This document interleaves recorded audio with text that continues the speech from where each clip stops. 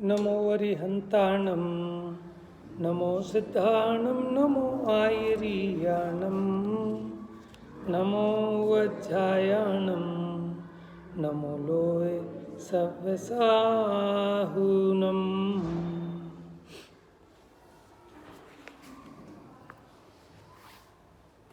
समाधि मरण प्रारंभ किया था पेज नंबर 28, छंद नंबर 5 चलेगा। कर्मादिक सब पुद्गल भासे मिथ्या मोह नशाया, धन्य धन्य कृत कृत्य हुआ प्रभु। हाँ जी, अब क्या हुआ? सहज समाधि स्वरूप ध्यान मने तो उसमें कर्मादिक कैसे दिखाई देते हैं? पुद्गल। मिथ्या मोह नशाया, मिथ्यात्व मोह नष्ट हुआ। धन्य धन्य कृत कृत्य हुआ प्रभु जानन हार जनाया। कृत कृत्य माने होता है जिसको कुछ भी करना, मतलब कृत कृत्य करने योग्य कर लिया। उपजे विन से जो यह परिणति स्वांग समान दिखावे,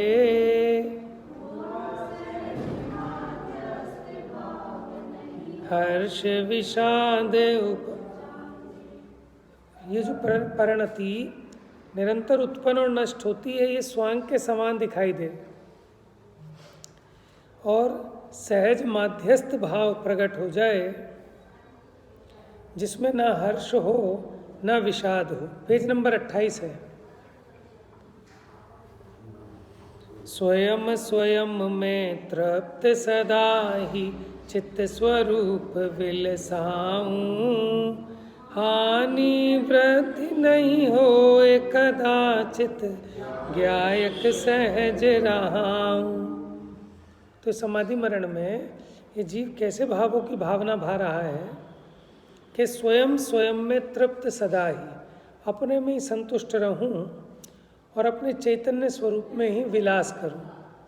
हानि वृद्धि नहीं होए कदाचित ज्ञायक सहज रहा, क्योंकि चैतन्य में तो न हानि होती न वृद्धि होती। संयोगों के कारण अपनी हानि और वृद्धि मानता है। पूर्ण स्वयं मैं स्वयं प्रभु हूँ, पर की नहीं अपेक्षा, शक्ति अनंत सदैव उछलती। प्रभु कहते हैं जिसको किसी दूसरे की मदद की जरूरत ना हो। वैसे तो प्रत्येक द्रव्य अपना अपना प्रभु है, तो मैं भी मेरा स्वयं का प्रभु हूँ, क्योंकि मुझे पर की कोई अपेक्षा नहीं है। मेरे में अनंत शक्तियाँ हैं जो सदैव उछलती हैं, परिणमित होती हैं। निरपेक्षा माने बिना किसी की अपेक्षा के। अक्षय स्वयं सिद्ध परमात्म मंगलमय अभिकारी, स्वानुभूति विल से अंतर में। अक्षय माने जिसका कभी क्षय नहीं होता, ऐसा स्वयं सिद्ध परमात्मा। स्वयं सिद्ध माने किसी ने मुझे बनाया हो ऐसा नहीं, अनादि से ही अपना स्वरूप ही ऐसा है। मंगलमय अविकारी, विकार से रहित। स्वानुभूति विल से अंतर में, भागे भाव विकारी। और जब स्वानुभूति प्रकट होती है तो सारे विकारी भाव नष्ट हो जाते हैं। निरुपम ज्ञानानंदमय जीवन स्वाश्रय से प्रगटाया, इंद्रिय विषय असार दिखे आनंद। निरुपम मतलब होता है जिसकी कोई उपमा नहीं दी जा सकती। आपको कैसे समझाएं? तो निरुपम ज्ञानानंदमय, ज्ञान और आनंदमय जीवन स्वाश्रय से प्रगटाया, माने जब मैंने मेरा आश्रय लिया तो कैसा ज्ञान और आनंद प्रकट हुआ। इंद्रिय विषय असार दिखे। कब दिखते हैं इंद्रियों के विषय? जब अपना आनंद दिखता है, स्वाश्रय होता है, तो वहाँ जो निराकुलता होती है, तब ये समझ में आता है कि जो इंद्रियों के विषय हैं ये असार हैं। आनंद स्वयं में पाया। नहीं प्रयोजन रहा शेष कुछ, देह रहे या जावे, भिन्न सर्वथा दिखे अभी ही, नहीं अपना। अब कोई और अन्य प्रयोजन नहीं रहा, अब देह रहे या चली जाए, क्योंकि मुझे तो अपने ज्ञानानंद का प्रयोजन था और वो मैंने अपने में पा लिया। भिन्न सर्वथा दिखे अभी ही, माने देह अभी भी अपने से भिन्न दिखती है, अब चाहे रहे चाहे नष्ट हो जाए, इसमें मैं अपना अपनत्व नहीं मानता। चलिए अनुभव प्रकाश जी।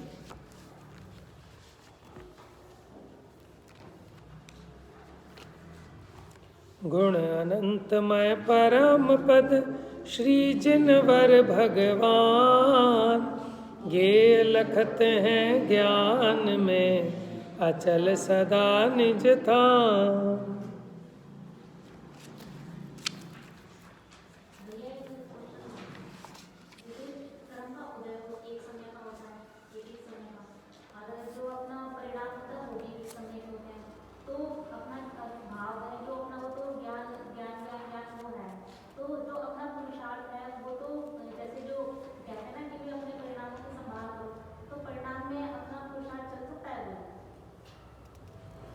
देखिए इनका प्रश्न क्या है कि जो कर्म का उदय वो एक समय का, अपना परिणाम वो भी एक समय का, ठीक है ना। अब हम ये कहते हैं कि अपने परिणामों की संभाल करो। अब वो जो एक समय का परिणाम है वो अपने ज्ञान का विषय ही नहीं है, तो हम उसको कैसे संभालेंगे? प्रश्न समझ में आया कि कर्म का उदय है और उसके उदय के निमित्त में जीव का वो विकारी परिणाम हो रहा है एक समय का, और उसी समय अपना ज्ञान आदि जो गुण हैं उनका भी परिणमन हो रहा है। अब वो एक समय के परिणाम को क्या हम संभाल सकते हैं? प्रश्न समझ में आ गया सबको? क्योंकि टोडरमल जी ने भी लिखा कि परिणामों के बिगड़ने का बहुत भय रखना और अपने परिणामों की संभाल का उपाय रखना। अब देखो, आप ये बताओ, ये लाइट इतनी ऊपर है, आपका हाथ नहीं पहुंचेगा, आप इसको चला सकते हो, चालू कर सकते हो? क्यों? स्विच से क्या, लाइट तो वहां पे है। बात समझ में आई? तो वो एक समय के परिणाम में आपने कुछ नहीं करना, माने व्यवस्था ऐसी है। आप तो क्या करते हो कि आपने शास्त्र ज्ञान आदि किया, तत्व का निर्णय किया। अब आपको ये समझ में आया कि ये भाव दुख रूप है, ये भाव सुख रूप है। आपने बुद्धिपूर्वक यही तो पुरुषार्थ किया। आप घर से उठ के आए, यहाँ आपने अपनी बुद्धि को तत्वाभ्यास में लगाया, आपने निर्णय किया कि रागादिक भाव दुख रूप हैं, ये परिणाम हितकारी हैं और ये परिणाम अहितकारी हैं। अथवा जो विषय कषाय के भाव हैं वो अत्यंत दुखदायक हैं, अत्यंत हे हैं, ठीक है। और उनके सन्मुख जब भगवान की भक्ति, तत्व विचार आदि के भाव उपादेय हैं, समझना, क्योंकि उनसे बचने के लिए। लेकिन वो उपादेय क्यों हैं कि इस तत्वाभ्यास में जब लगते हैं तब उपयोग अंतर्मुख होने के अवकाश है। जब विषय कषाय के सन्मुख उपयोग है तब अंदर में जाने की गुंजाइश, क्योंकि उपयोग उतना स्थूल होता है। बस इस चीज़ के लिए बुद्धिपूर्वक ये जीव विचार करता है कि मेरी परिणति, माने वो तत्व विचार में लगी रहे। तो अभी हम इसको सुधरा हुआ परिणाम कह रहे हैं, माने जो परिणाम विषय कषाय में उपादेयपना मान रहे हैं, विषय कषायों में रम रहे हैं, उसको हम कह रहे हैं कि बिगड़े हुए परिणाम। और जो परिणाम विषय कषायों से हटकर तत्व विचार में, तत्व निर्णय में, स्वरूप के सन्मुख साधक दशा में आ रहे हैं, उसको हम कह रहे हैं सुधरे हुए परिणाम। देखो, ऐसा ऑटोमेटिक संबंध है। जब आप इस प्रकार का तत्व चिंतन करते हैं तो आप बताओ आपके परिणाम पलटते हैं कि नहीं पलटते? परिणाम को पलटने के लिए मुझे उस परिणाम को नहीं जानना पड़ेगा, समझ में? आपको वस्तु के स्वरूप का निर्णय करना है, परिणाम अपने आप पलटते हैं। अब प्रश्न ये खड़ा होगा कि वस्तु स्वरूप का निर्णय हम कर सकते हैं क्या? कि बिल्कुल करते हैं कि नहीं करते हैं, इसमें किसी से पूछने की ज़रूरत नहीं है। आप ये बताओ, अभी आपने प्रश्न किया, अब आप इसमें अपनी बुद्धि लगा रहे हो, अब उस चीज को समझ रहे हो, अब ये किसका पुरुषार्थ है? एक्चुअल में क्या है कि देखो, जिनवाणी तो अनेकांत रूप है, अन्य अन्य विवक्षाओं से कथन किया जाता है, ठीक है, वो परिणाम सूक्ष्म है, बात सच्ची है, लेकिन उस परिणाम में आपका कुछ नहीं चलना, आप कुछ करने वाले नहीं, लेकिन जितना आपका बुद्धिपूर्वक का पुरुषार्थ है, हम तो उसकी बात करते हैं। अब बुद्धिपूर्वक का आपके हाथ में ही नहीं है। बुद्धिपूर्वक तो हम ये करते हैं ना कि घर के 100 काम छोड़ के मंदिर में आएंगे, हमें नहीं पता परिणाम सुधरेंगे कि नहीं सुधरेंगे, लेकिन मैं तो मंदिर जाऊंगा। अब जब मंदिर आते हैं और आप मंदिर नहीं होते, घर पे होते, तो आपको समझ में आ रहा है ना डिफरेंस। तो अब ये जीव बुद्धिपूर्वक, मैंने सारे बटन खोल बंद कर करके देखे, अब जिससे मेरी लाइट जल गई, फिर मैंने 2-3 बार देखा, अब मुझे समझ में आ गया रहस्य कि ऐसे ऐसे परिणाम सुधरते हैं। तो मुझे समझ में आ गया कि जब हम अपनी परिणति को, माने हम अपना उपयोग बुद्धिपूर्वक, ठीक है, तत्व विचार में, सुसंगति में, देव शास्त्र गुरु की आराधना में लगाते हैं, तो परिणाम सुधरते हैं। इनसे दूर जाते हैं तो परिणाम बिगड़ते हैं। तो बुद्धिपूर्वक तो जीव का यही उपाय होता है। फिर प्रश्न ये होता है, निमित्त अपने हाथ में है क्या? कि निमित्त तो अपने हाथ में नहीं है, ये बात सच्ची है, लेकिन भावना तो होती है ना, क्योंकि हम रोज अच्छे निमित्त मिलाना चाहते हैं, लेकिन कई बार ऐसे फंस जाते हैं कि नहीं आ पाते, तो उसका खेद भी वर्तता है, लेकिन वो तत्व विचार भी वर्तता है, क्योंकि वहाँ मेरे परिणाम बिगड़े नहीं, क्योंकि मेरी पूरी भरसक प्रयत्न था, लेकिन फंस गए, तो उसका इतना भी खेद नहीं कि आर्त ध्यान करने लगे। तो वहाँ वस्तु स्वरूप का विचार करके वहाँ भी परिणामों को संभालते हैं। बात समझ में आ रही है ना?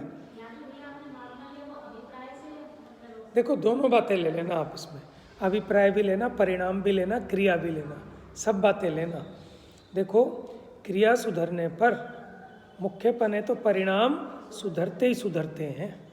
कदाचित ना सुधरें तो ना भी सुधरें, कोई वो पूरा वैसी व्याप्ति तो है नहीं। ये बात रतनकरण श्रावकाचार्य जी में लिखी है, और टोडरमल जी ने भी लिखे 4 अनुयोगों के अभ्यासक्रम में शायद, कि मुख्यपन है तो क्रिया सुधरने पर परिणाम सुधरते ही हैं, इसलिए परिणामों के सुधारने के लिए क्रिया सुधारने का उपदेश है। अब परिणाम में दोनों बातें आ जाती हैं। देखो, अभिप्राय भी एकदम नहीं सुलटता। अभी देखो, आप ये सोचो, एक छोटा बच्चा है, उसको कैसे समझ में आता है कि अच्छे कपड़े पहनने से ज़्यादा इज्जत होती है? कैसे समझ में आता है उसको? बड़ा मकान, बड़ी गाड़ी, वो ज़्यादा सुख के कारण है, कैसे समझ में आता है? देखो, यद्यपि है तो अनादि का ही संस्कार, जीव को अनादि की कुटेव है, लेकिन जब जिस पर्याय में आया, अब वो एक एक चीज़ को ऑब्जर्व करता है ना, कि जिनके अच्छे कपड़े हैं उनके लिए लोग कैसी आव भगत कर रहे हैं, जो शादी में घटिया से कपड़े पहन के आ गया उससे कोई बात नहीं कर रहा। माने एक एक स्टेप पे वो बच्चा, एक छोटा सा बच्चा भी ऑब्जर्व करता है उस चीज़ को, तो उसको वो श्रद्धान ऐसा डेवलप होता है कि जिसके पास पैसा है वही महान है। अब उसकी ज़िंदगी का लक्ष्य क्या बन जाता है कि जिस पे पैसा होगा वो सुखी होगा। तो हमारा जो अभिप्राय है वो कोई ऐसे एक दिन में नहीं पलटता। जब हम बार बार उस तत्व पे ऊहापोह करते हैं, विचार करते हैं, ऑब्जर्वेशन जो देखते हैं, पढ़ते हैं, सुनते हैं, जैसी संगति में रहते हैं, उस प्रकार से हमारा वो अभिप्राय भी पलटता है। तो अभिप्राय श्रद्धा को कहते हैं, मान्यता को कहते हैं। ठीक है, मान्यता ऐसे नहीं पलटती, हमने कह दिया और आपने पलट गई। क्या होता है कि जिंदगी के हर क्षण में, ठीक है, आप घर में हो, बाहर हो, कहीं भी हो, जीवन ही एक प्रयोगशाला होता है। आप हर जगह ऑब्जर्व करते हैं कि देखो, मैं सोच रहा था कि इस पदार्थ का संयोग हो जाए तो मुझको सुख हो जाएगा, लेकिन ये तो हो गया, लेकिन सुख तो हुआ नहीं, ये तो कल्पना से ही मान रहा था। तो ऐसे ऐसे विचार करते करते करते करते आपका श्रद्धान इतना मजबूत हो जाता है कि 3 काल में भी मुझे मेरे सुख के लिए पर की आवश्यकता नहीं है, कोई पर मुझे सुखी दुखी नहीं कर सकता। तो ये अभिप्राय होता है। आप बताओ ना, अभिप्राय को पलटने के लिए और करोगे क्या? अभिप्राय के पलटने के लिए तत्वाभ्यासी करोगे, ऐसे जीवों की संगति करोगे जहाँ ऐसी चर्चा चलती हो, ऐसे देवशास्त्र गुरु का समागम करोगे जिनसे ऐसी शिक्षा मिलती हो, तो ऐसे धीरे धीरे ये जीव का अभ्यास निरंतर चलने से इसके अभिप्राय में बात मान्यता में चेंज हो जाती है। माने जो पैसे में सुख मान रहा था, अब देखता है कि आज तो मैंने बड़ी मेहनत की लेकिन पैसा तो आया ही नहीं, और किसी दिन उम्मीद भी नहीं थी और एकदम इतना प्रॉफिट हो गया। तब इसको इस बात की मान्यता बनती है ना कि देखो ये अपने हाथ की चीज़ नहीं है, ये तो कर्म के उदय के हिसाब से चलता है। अब उसमें कोई करे तो करे, कदाचित किसी को ना। अब जो उस चीज़ को मुख्य करके उस पर फोकस करेगा, ऊहा पोह करेगा, ठीक है ना, तो उसको निर्णय भी होगा। और जो ऐसे ही उथला उथला छोड़ देगा तो उसको कहाँ निर्णय बनेगा, ठीक है ना। तो इसलिए परिणाम में अकेला परिणाम नहीं सुधरता, परिणाम क्यों सुधर रहा है उसके साथ साथ आपके अभिप्राय पे भी चोट पड़ती है, ठीक है ना। जैसे मैं कहता हूँ कि कोई आरी से लकड़ी काट रहा है, अब उसने 100 बार लकड़ी पे चला लिया लेकिन कटी तो नहीं ना, कटी तो नहीं। अब कोई नेक्स्ट वाला आता है, कहता हट मैं चलाऊंगा, उसने मारी और कहा देखो इसने एक बार में तोड़ दी, तो एक बार में नहीं टूटी है वो, उसके ऊपर जो पहले 100 आरियाँ चली थी उनका पूरा पूरा सहयोग है। अब कोई कहे सम्यक दर्शन तो ऐसे होता है, 1 सेकंड होता है, लेकिन वो जो 1 सेकंड में होता है उसके पीछे एक ऐसे किस किस प्रकार का पुरुषार्थ होगा, ठीक है ना, कैसी प्रोसेस होगी, उसकी पहली एक पूरी प्रोसेस है। माने वो 5 लब्धियाँ होती हैं, ठीक है ना, तो उसका भी रोल है। लेकिन कहने में क्या आ जाता है कि जीव अंतर्मुखी हुआ और हो गया सम्यक दर्शन। तो इसलिए जिनवाणी में अनेक अपेक्षाओं से अनेक कथन हैं, लेकिन अपने को तो अपना प्रयोजन साधना है। देखो किसी से पूछने की ज़रूरत नहीं है, हम अपने परिणामों का नफ़े टोटे का ज्ञान तो अपने को होना ही चाहिए ना, कि कब मेरी परिणति सुधर रही है और कब मेरी परिणति बिगड़ रही है। इतना सामान्य ज्ञान तो सभी को होता ही है, सबको समझ में आता है कि कब मेरा परिणाम सुधरा है, कब मेरा परिणाम बिगड़ा है, ये तो सामान्य बात है। लेकिन अभिप्राय की बात के लिए जो थोड़ा बहुत तत्वाभ्यास भी जिसको हो तो समझ लेता है कि अभी जो मेरा परिणाम सुधर रहा है किस लिए सुधर रहा है। देखो जैसे लौकिक में भी किसी शराबी को या किसी चोर को पुलिस वाला पकड़ ले तो एकदम सुधर जाता है, वो शरीफ सा बन जाता है। तो अब वो शरीफ बन गया कि सिर्फ बनने की एक्टिंग कर रहा है या सिर्फ डर के मारे।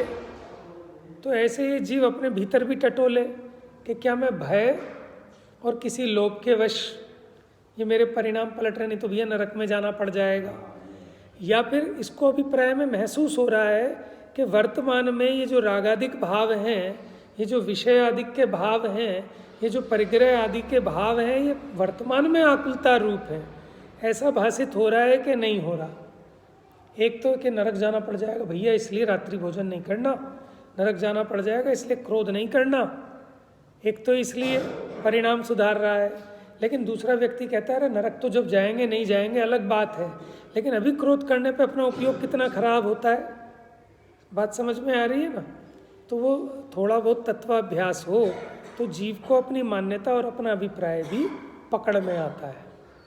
तो अपना अवलोकन स्वयमेव करना है, कोई दूसरा नहीं बताएगा। हमें देखना है कि देखो हम कुछ आगे बढ़े कि कुछ नीचे गिरे। देखो टोडरमल जी ने कहा उपदेश तो ऊंचा चढ़ने को दिया जाता है, और अपने शास्त्रों में भी कहीं स्वर्गादिक का लोभ दिखाया, कहीं नरकादिक का भय दिखाया। देखो आचार्य पूरे मनोविज्ञान से काम लेते थे कि कैसे भी करके जिस जीव का जितना उपकार हो उतना भला है, क्योंकि सब जीवों की योग्यता एक जैसी नहीं होती, सबका हाजमा एक जैसा नहीं होता ना। अब कोई कहे कि भाई तुम तो अपने दोनों बच्चों में क्या करते हो, धुरात कहते हैं क्या, धुरात है ना, वो शब्द जरा ज़्यादा समझ में आता है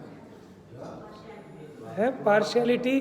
वो धुरात ना एक पेट वर्ड है कि अपने बच्चे को तो दे दिया दूसरे को हल्का दे दिया, धुरात हैं कि 2 बच्चे हैं अपने, अब एक को तो तुम बढ़िया गाढ़ा दूध दे रहे हो और एक को पानी मिला के दे रहे हो।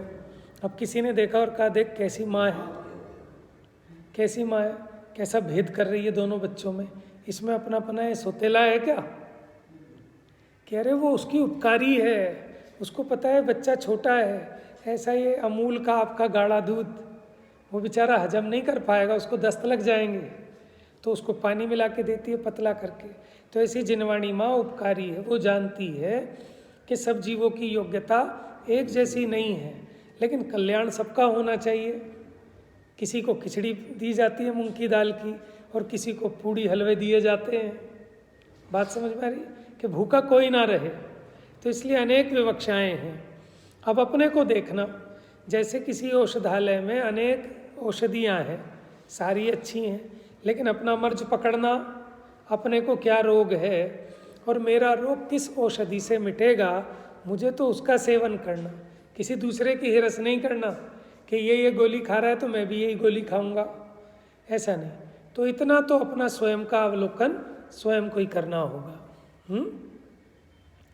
तो हमें तो समझ में आती है। देखो आपको दोनों विवक्षाएं समझनी चाहिए।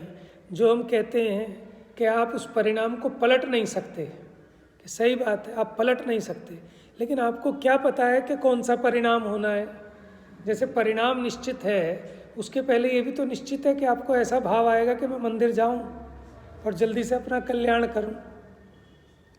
लेकिन आप एक जगह तो कहते हो कि निश्चित है, जब वो कार्य निश्चित है तो उसका निमित्त भी निश्चित है, उसका पुरुषार्थ भी निश्चित है, ऐसा जीव को उपदेश दिया जाना भी निश्चित है, उसका उस प्रकार से किया जाना भी निश्चित है।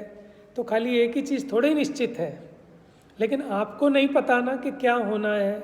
तो बुद्धिपूर्वक अभी अपनी दशा ऐसी है कि उतना राग तो आता ही है। आपको निश्चित है कि कितना प्रॉफिट होगा दुकान पर, दुकान कितने बजे खुलेगी निश्चित है, तो भी आप बुद्धिपूर्वक उपाय करते हो नहीं करते हो, जल्दी उठ के तैयार होके लंच बनाओ जाना है, और बुद्धिपूर्वक ग्राहक से पूरा पुरुषार्थ पूर्वक व्यवहार करते हो यथोचित, तभी तो काम होता है। वो सारी चीज़ें भी नक्की हैं। तो इसलिए माने जो जैन दर्शन के सिद्धांत हैं वो बहुत ज़बरदस्त हैं कि कल्याण भी कर सकते हैं और बहुत नुकसान भी कर सकता है जीव, है ना। कि अगर उसका अभिप्राय हमने सही नहीं समझा और एकांत को ग्रहण किया तो सम्यक श्रुत भी मिथ्या हो जाएगा, और उसका अभिप्राय सही पकड़ा तो वो सही फलित होगा। बात समझ में आ रही है। तो ये चीज़ बहुत सोचने की है कि जब सब कुछ क्रमबद्ध है तो हम क्या करें। समझ में आया। तो भैया वहाँ 5 समवायों की बात है, अकेली काल लब्धि की बात नहीं है। अगर वो कार्य काल नक्की है तो वैसा निमित्त भी नक्की है, जीव का वैसा भाव भी नक्की है, ठीक है। और अपनी राग की भूमिका में बुद्धिपूर्वक, जैसे अशुभ का राग आता है उसी प्रकार शुभ का राग भी आता ही है भूमिका प्रमाण। और बताऊं आपको, देखो अशुभ विषय कषायों का तो लगता है सहज कि वो करना नहीं पड़ता, वो तो सहज में आता है पाप भाव। 5 इंद्रिय के विषय भोगों का, दुकान चलाने का, खाने का, पीने का, सोने का, ठीक है, और शास्त्र पढ़ने का, तत्व विचार करने का, मंदिर जाने का, इसमें विशेष पुरुषार्थ लगता है जीव का। बात समझ में आ रही है। तो अभी तो अपनी भूमिका ऐसी है कि अपने को बुद्धिपूर्वक नियम लेकर मंदिर में आना, नहीं लोगे तो एक दिन जाओगे दूसरे दिन टाल मार दोगे। बात समझ में आ रही है। तो अभी अपनी भूमिका बहुत गड़बड़ है, समझ में आया। तो इसलिए निचली भूमिका वाले जीवों को ये सब नियम दिलाए जाते हैं कि अष्टमूल गुण का त्याग है, और सप्त व्यसन का त्याग, अष्टमूल गुणों का पालन धारण बुद्धिपूर्वक, उससे इसके परिणाम पलटते हैं। अब देखो अपने जीवन में आप कोई एक नियम लेके देखो, ठीक है, मेरे कहने से एक दिन के लिए लेके देख लेना, और फिर मुझे नेक्स्ट डे आके बताना आपके परिणाम सुधरे कि नहीं सुधरे। बात समझ में आ गई? अगर सुधरते हैं तो आपको बटन पता लग गया ना परिणाम सुधारने का। क्यों भाई साहब? आप पूजा में नहीं आओ तब परिणाम देखो अपने, और आप किसी तरह आलस छोड़कर एक बार आ जाओ फिर उसका आनंद देखो अपना।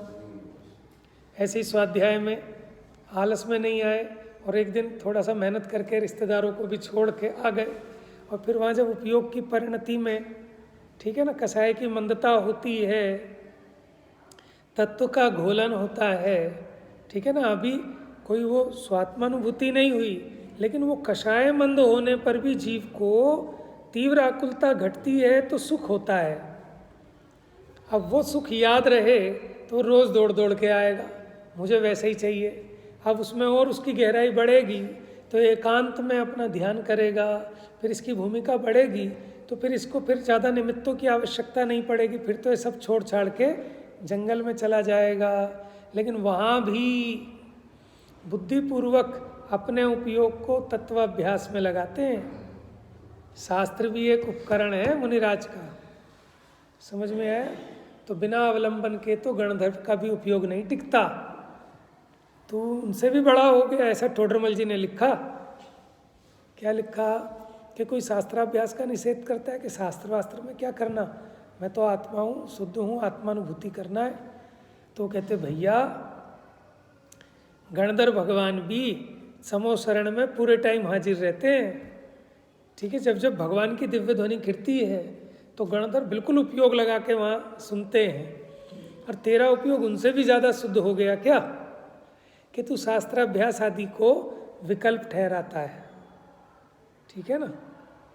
देखो शास्त्र साधन है किस चीज़ का?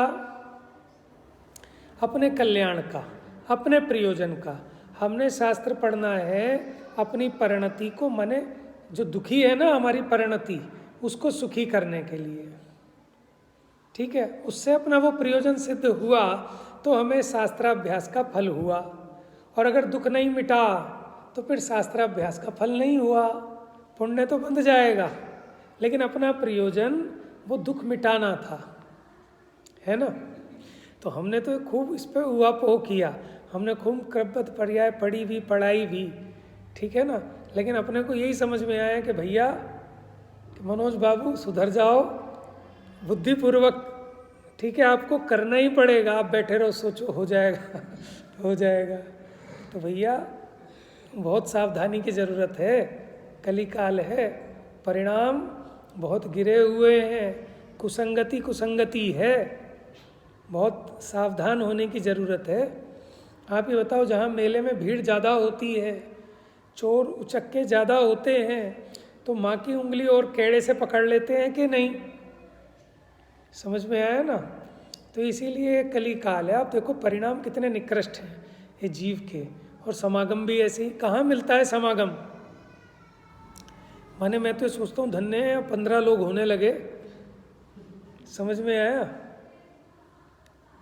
तो आप देख लो सारे स्वाध्याय भवनों की हालत ऐसे ही है कि ज़्यादा होंगे 2-3 श्रोता, ठीक है, यह हालत होगी। क्यों? क्योंकि दुर्लभ है ये जीव के परिणाम नहीं संभलते।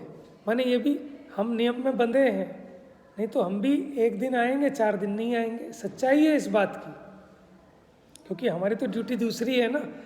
आप आओ ना आओ, लेकिन हमारा आना तो अच्छा है, इस बहाने हमारा ज़्यादा फायदा हो रहा है। आपकी तो एक अपसेंट हो जाती होगी, हमारी तो कभी साल में एक होती है। समझ में आया? तो इसलिए अपने को बुद्धिपूर्वक, देखो बड़े पंडित जी कहते थे कि अगर आप इन नियमों की रक्षा करेंगे तो ये नियम आपकी रक्षा करेंगे।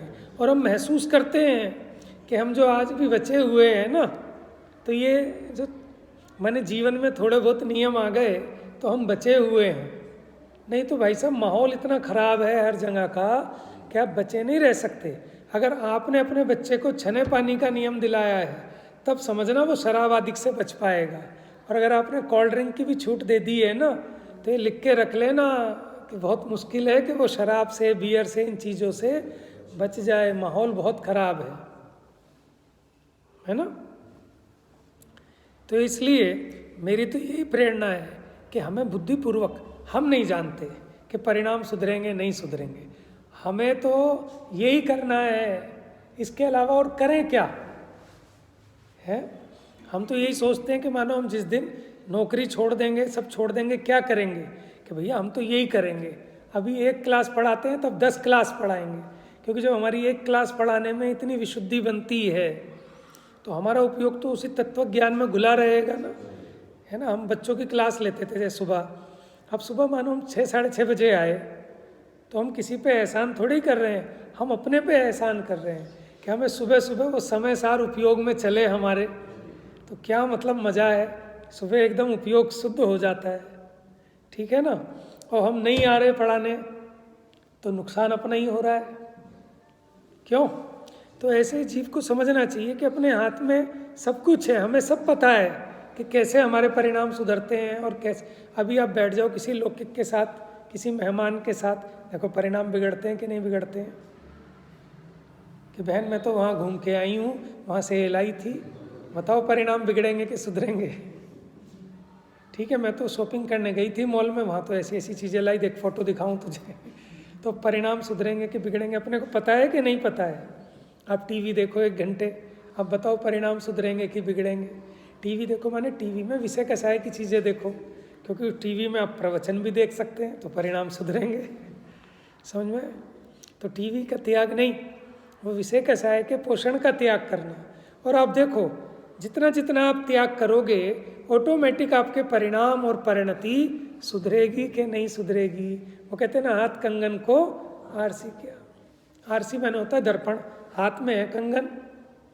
अब को मैं दर्पण में देखूं कि क्या देखने की जरूरत है, जो प्रत्यक्ष दिखाई दे रहा है, अपने परिणाम तो अपने समझ में आ रहे हैं ना।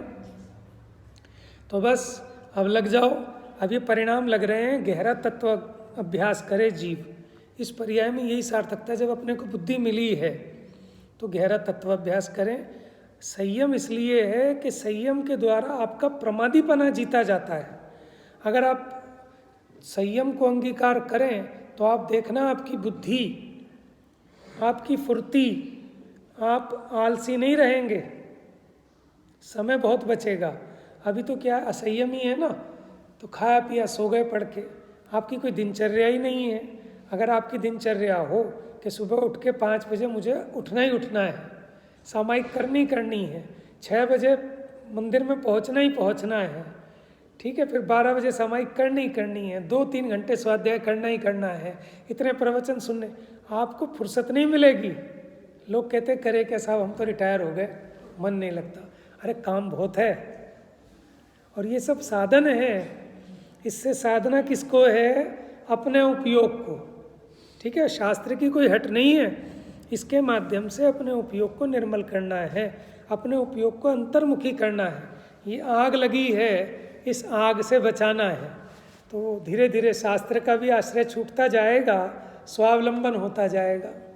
अब आपके पास शास्त्र भी नहीं होगा ना, तो भी आप अपने विचार कर करके मस्त रहेंगे, समझ में। वो आपकी असली अंदर की कमाई हो जाएगी, लेकिन उतना गहरा संस्कार तो डालना पड़ेगा ना पहले।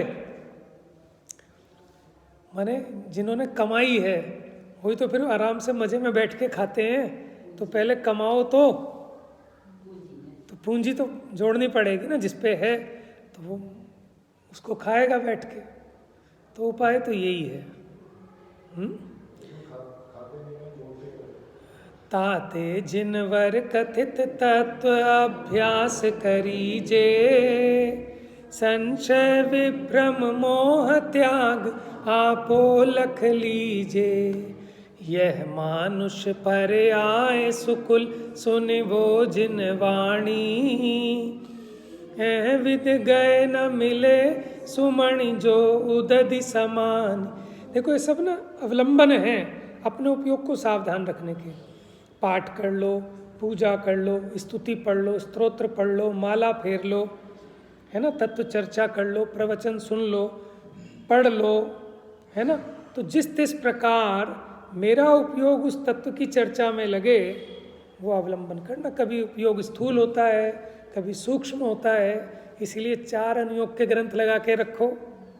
जब प्रमाद नहीं हो, उपयोग सावधान हो, तो तो गहरा अभ्यास करो। जब थोड़ा उपयोग स्थूल हो तो कहानी अधिक पढ़ लो। आपको पता है अभी भोजन किया है, अब थोड़ा प्रमाद आएगा या कुछ आएगा तो आप उस तरह से अभ्यास कर लो। ये तो अपने अपने आप देखना है। बच्चा भी देखता है कि किस समय मैं मैथ्स पढ़ूं, किस समय इंग्लिश पढ़ूं, किस समय साइंस पढ़ूं। अपने उपयोग के हिसाब से देखता है ना, तो अपने उपयोग के हिसाब से देखना चाहिए। तो इसलिए जिनेंद्र भगवान ने जो मोक्ष का मार्ग बताया है वो कंप्लीट बताया है, कोई आधा अधूरा नहीं बताया। भगवान ने परिणाम सुधारने की बात भी बताई, अभिप्राय सुधारने की भी बताई और क्रिया की भी बात बताई है। आप ये बताओ, मुनिराज ने उस भील को क्या उपदेश दिया? इतनी मेहनत कर रहे हैं, उन्हें नहीं पता कि परद्रव्य का ये कुछ कर सकता है क्या? खाया कभी उसने? क्या जीव कभी कुछ खा सकता है? पुद्गल खा सकता है? नहीं खा सकता। तो उसे काहे का उल्टा उपदेश दे रहे हैं मुनिराज? उसे तत्व की बात बताते हैं कि तू भगवान आत्मा है। देखो, शेर को तो उपदेश दे रहे हैं कि तू भगवान आत्मा है, और इंसान को ये उपदेश नहीं दिया। ये बात क्यों होगी? आप कभी सोचते हो? सोचना। अच्छा, पहली बात तो आप ये बताओ, आपको क्या पता कि मुनिराज ने ये उपदेश दिया था शेर को कि तू आत्मा नहीं, तू परमात्मा है? आपको क्या पता? देखो, असली बात तो यही है ना। तो उनकी भाषा को वो शेर समझेगा, वो तो एक निमित्त बना। जैसे मान लो अब हम यहाँ शास्त्राभ्यास करते हैं, मान लो कल को हमारी कोई ऐसी स्थिति हो गई कि हमारा मंदिर सब छूट छाट गया और हम कहीं पड़े हैं, मैंने कुसंगति में और बेकार जगह। अब कोई हमारा साधर्मी हमें दिखाई दे गया। अब उस साधर्मी को देखते ही बताओ अपने परिणाम एकदम पलट जाएंगे कि नहीं पलट जाएंगे? कहाँ रच्यो पर पद में न तेरो, पद ये है क्यों दुख लहे, है ना? आप आए बुलाने, ऐसा होता था ना, शाखा होती थी ना, शाखा RSS की, तो कोई नहीं आता था ना, उसके घर पहुंच जाते थे कि भैया कहाँ सोए रह गए, आओ। तो उसे भी उछाव आ जाता था, चलो भाई। समझ में? कोई साधर्मी डिग गया, चिग गया किसी भी कारण से, ठीक है ना? अब दूसरा साधर्मी जब उसके पास जाए तो उसको एकदम से चेंज लगता है कि नहीं लगता कि हाँ भाई सब कल से आया करूँगा। जैसे माघनंदी आचार्य, ठीक है, फंस गए किसी चक्कर में, कर्म का उदय भी ऐसा आ गया, कुम्हार की लड़की, कुम्हार उन्होंने ठग लिया उन्हें, ठीक है। अब संघ में कोई चर्चा चली कि इसका जवाब तो माघनंदी आचार्य दे सकते हैं कि कहाँ है, कि आजकल वो वहाँ रहते हैं और घड़े बनाते हैं। अब वो तो उसी में मशगूल हो गए थे, घड़े बनाने के काम में, सब भूल भाल गए। अब जब आए और मुनिराजों ने आवाज़ लगाई कि माघनंदी यहीं रहते हैं क्या? ओहो, बस उनका ये सुनना और देखना, और वो तो फिर पीछे कमंडल उठाया, वस्त्र छोड़े और चल दिए। देखो हो गया ना स्थितिकरण।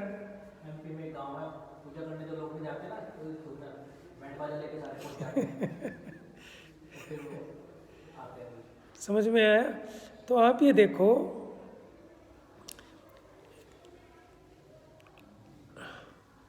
तो देखो कैसा निमित्त नैमित्तिक कैसा संबंध है जीव के साथ, कि उन्होंने कोई उपदेश देने की जरूरत नहीं। आप ही सोचो, मानो हमारा कोई साधर्मी भाई हॉस्पिटल में एडमिट हो, बहुत उसके परिणाम खराब हो गए हों, 2 साल हमसे ना मिला हो, और हम अचानक चले जाएं उसके पास कि हमारे साथ बैठ के उसने समय सार का स्वाध्याय किया, सब किया, लेकिन बहुत सालों पुरानी बात है। अब हम चले जाएं तो हमको देखते से उसको पूरा समय सार याद आएगा कि नहीं आएगा? अब हमें उपदेश नहीं देना पड़ा।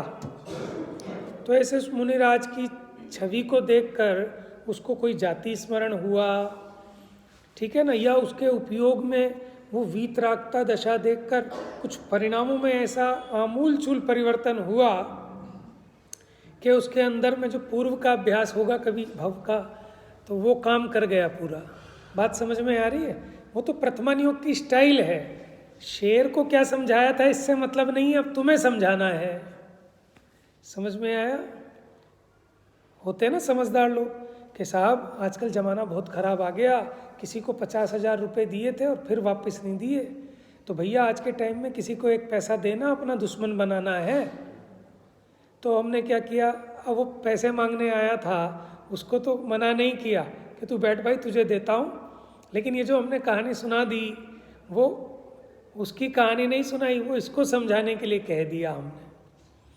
ऐसे ही आचार्यों ने जो प्रथमानियोग आदिक में कहा कि उनने उससे कही, अब उनने उससे क्या कही उसके मैटर नहीं है, आपको क्या संबोधना है, क्या समझाना है। प्रयोजन भाई उपदेश तो वीतरागता का ही दिया होगा, लेकिन समझाना तो आपको है। यहाँ बात समझ में नहीं, सोचा करो कभी ये चीज़। अब भील को फिर कौवे का मासी क्यों छुड़ाते भैया, कुछ कल्याण की। कई लोग इस चीज़ का एकांत करते हैं ना, ये फालतू का उपदेश है। अरे भैया सब जीवों की नाना प्रकार की योग्यता है, कुछ नहीं समझ में आता। अब इतने से उसका कितना उपकार हो गया। किसी को हम इतना ही उपदेश देंगे भैया कुछ नहीं, तुम तो मंदिर आ जाया करो, बस तुम्हारा कल्याण पक्का है। किसी को हम कहेंगे कि भैया स्वाध्याय में आओ, पूजा वूजा करने से कुछ नहीं होता, और स्वाध्याय में हम कहेंगे प्रथमानियोग बहुत पढ़ लिए, अब तत्व की बात सुनो। किसी को हम कहेंगे भैया तुम्हारी बुद्धि बहुत है, थोड़ा कर्णनियोग का अभ्यास लगाओ, तब उपयोग तुम्हारा सूक्ष्म होएगा, तो परिणाम लगेंगे। बात समझ में आ रही है? तो मोक्ष मार्ग भगवान ने पूरा बताया है, यहाँ अधूरा काम नहीं है। तो इसलिए अपनी समझ में नहीं आता तो भगवान ने जैसा जो मार्ग दिखाया है उसके अनुसार चलो। भगवान प्रथमानियोग में क्या कह रहे हैं, करणानियोग में क्या कह रहे हैं, चरणानियोग में क्या कह रहे हैं, द्रव्यानियोग में क्या कह रहे हैं।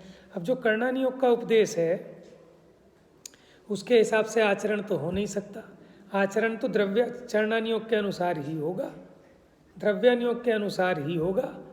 प्रथमानियोग में महापुरुषों की कथाएं हैं जिससे उससे सुन के आपको प्रेरणा मिले, आपको प्रेरणा देनी है, तो इसलिए उसमें अतिशयोक्ति अलंकार भी होता है। बात समझ में आ रही ना?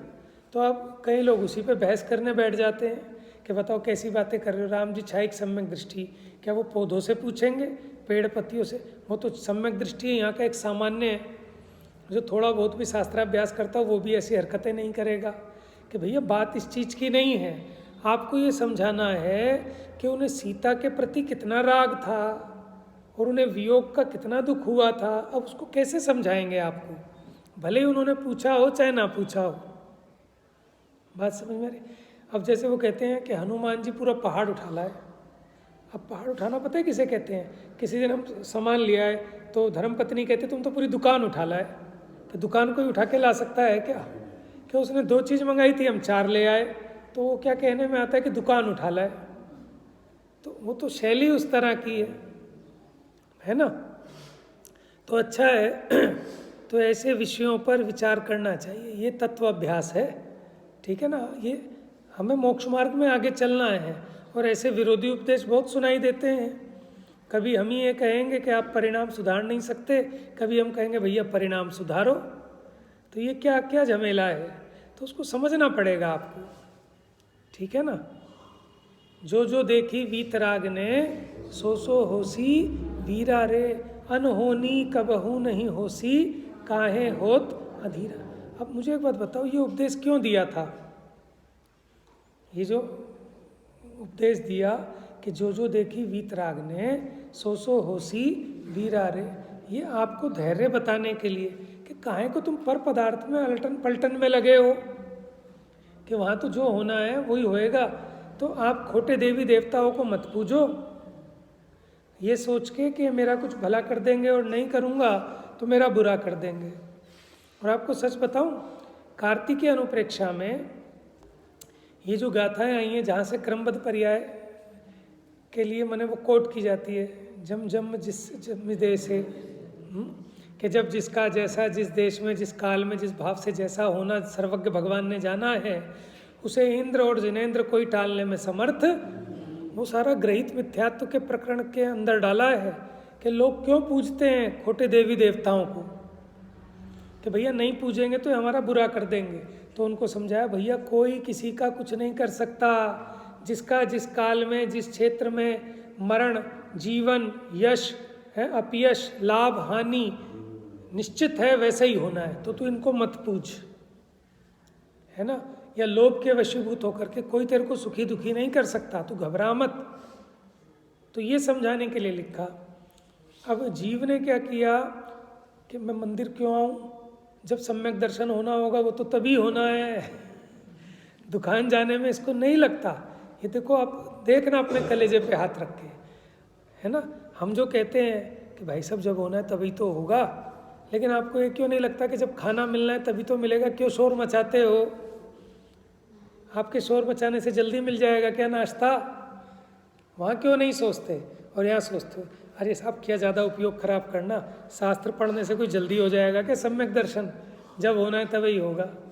तो अब बताओ, अब वो उपदेश को सही ग्रहण कर रहे हैं कि उल्टा ग्रहण कर रहे हैं?